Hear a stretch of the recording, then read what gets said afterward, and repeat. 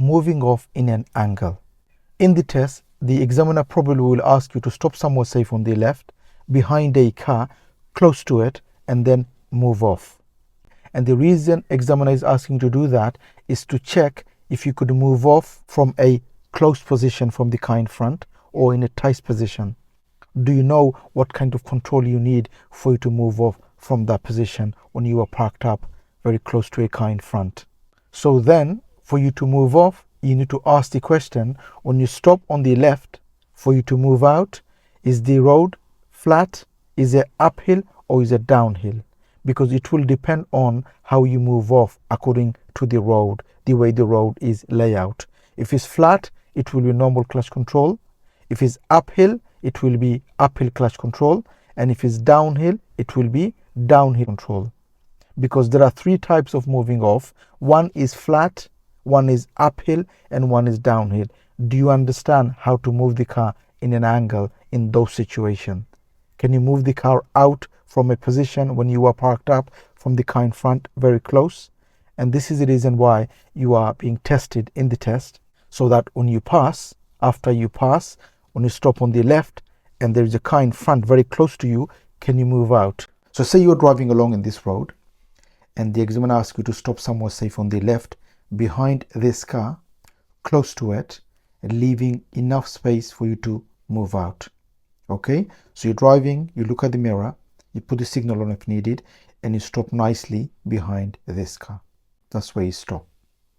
Remember, you need to stop leaving enough space for you to move out. So when you stop, don't go too close. So then when you're asked to move out, you have to reverse. Make sure you have enough space and don't stop too far from the parked car, because if you do, the examiner will ask you to move a little bit more forward so you are close enough. So when you do go a little bit forward or when you stop, make sure you have enough space for you to move out. Okay, if you go too close and the examiner asks you to move out, then you will be in trouble because there is not enough space. Now then, moving out. Now from this position, what we call is moving off in an angle. Why? Because it's not straightforward moving off. You have to do a lot of work to go around that car to move off. It's like in an angle moving off. This is why this is known as moving off in an angle.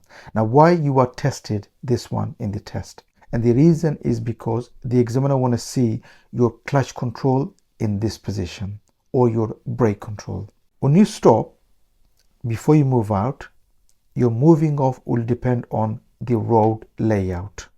Okay, if the road is a flat road, you will do normal clutch control to move out. If it's on a uphill, you will be doing the clutch control to move out as if you move off on an uphill. And if it's on a slope or maybe on a slightly downhill, then it will be brake control for you to move out. And this is why the examiner want to see, do you understand how to move off from that tight position? Make sure you ask the question, am I in a flat road? Am I in an uphill?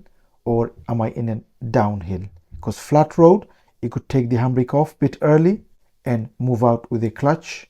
If it's uphill, then as you know, you can't take the handbrake off. You'll have to do the clutch control. So you bring the clutch to the biting point, take the handbrake off slowly, and then move off with the clutch.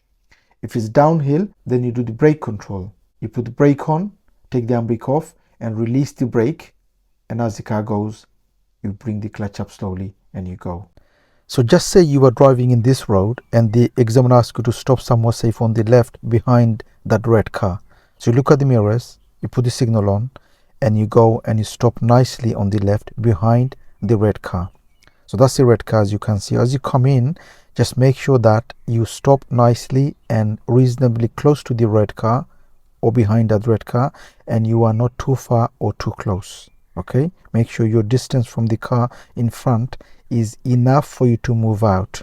Many learners, when they stop, they go too close and then it is difficult for them to move out. So make sure you have enough space for you to move off. Now you get the car ready, and this is where the challenge is, because before you move off, make sure you ask the question, am I parked up on a road where it is a level road which is flat, or is it uphill, or is it downhill?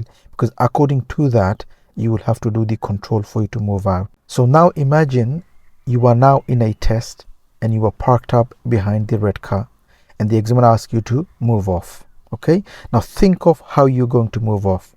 Now let me give you a tip in this situation. Most of the road are designed for the drainage, which means that top of the road is always higher than the side because of the drainage, so the water goes to the drain. And because of that, when you are moving off on those situations in an angle, you always think of the clutch control. It's as if you are moving off on a hill.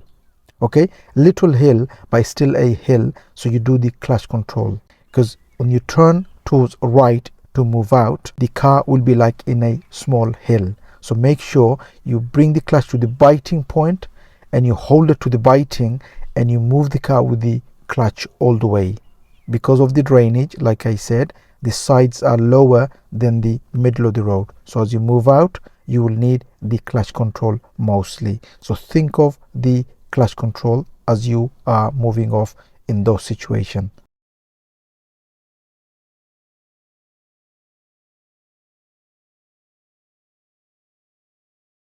So now you are parked up on the left and the examiner said for you to move off. Okay, and like I said, roads are designed in a way so the water goes on the side, so the middle of the road is higher than the side. Why? So the water just goes to the drain. And because of that reason, when you are moving off in an angle, when you steer towards right, the car becomes as if you are moving off on a hill.